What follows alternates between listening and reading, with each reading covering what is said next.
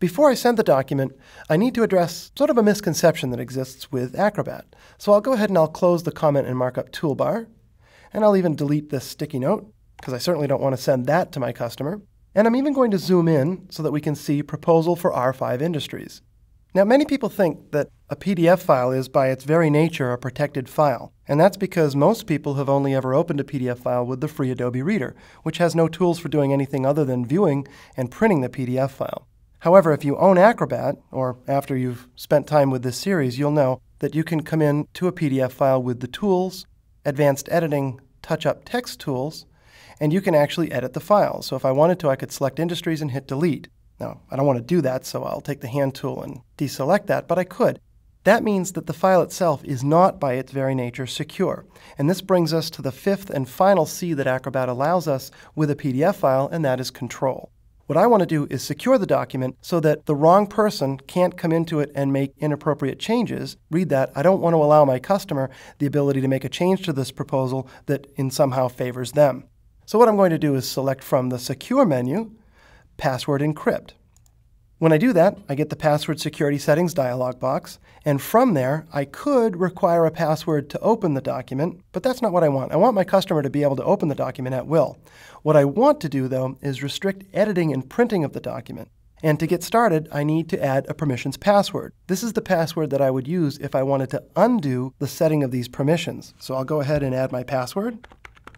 In this case, I do want to allow them to print the document, so I'll select from this menu, Printing Allowed, High Resolution. They can go ahead and print it all they want. But what I'm not going to allow them to do is change the document. So under Changes Allowed, I'm going to leave the setting to None. In fact, I also don't want them to be able to copy text, images, and other content from the file and then go ahead and try and recreate it somehow to produce a proposal that looks like the one I sent, yet says something that is different than what I'm actually proposing.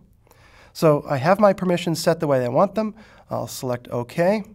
Acrobat is going to force me to confirm the password, and this is important because if I mistype the password in the first place, then I wouldn't be able to come in and undo these permissions if I should want to repurpose this information later on. So I'll go ahead and confirm the password and click OK.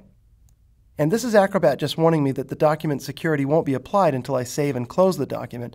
And this is actually convenient because if I want to continue to tweak the document just a little bit further, Acrobat's still going to allow me to do so. The assumption is that I'm the author, I set those permissions. I should still have access to the document for editing purposes. But once I save it and close it, the security is applied, and so when someone receives it, they're not going to be able to go ahead and make any changes to the document.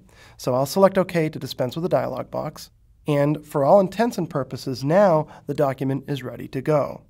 The final step to take is to simply distribute the document, and for that, I'll come over here and click on the Click to attach this PDF file to a new email message button, and whatever email client that I happen to be using, whether it's Outlook or Mail on a Macintosh or whatever, Acrobat will hand this PDF file over to that software.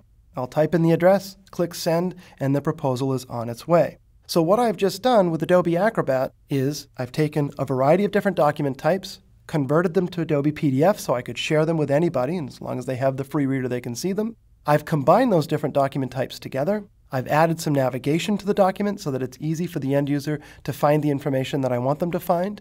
I've even attached other file types to the document so that they could use bits and pieces of the proposal that I want them to use. And then I've used the collaboration functionality to make sure it says the right things.